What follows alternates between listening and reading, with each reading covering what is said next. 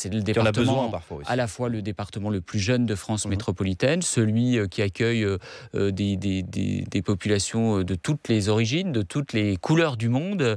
C'est aussi celui qui affronte, oui, encore des difficultés économiques et sociales avec des enjeux très lourds.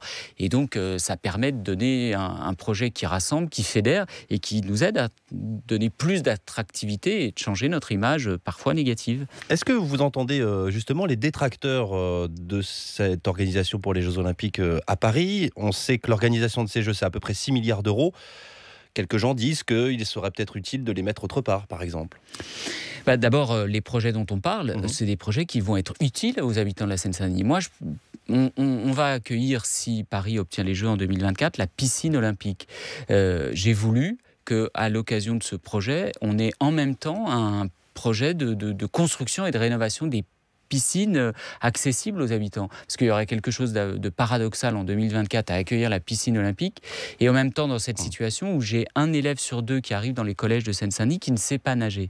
Donc à chaque fois, on a voulu qu'il y ait ce projet international qui permet d'accueillir le plus grand événement sportif international, mais aussi des projets utiles pour les habitants de la Seine-Saint-Denis.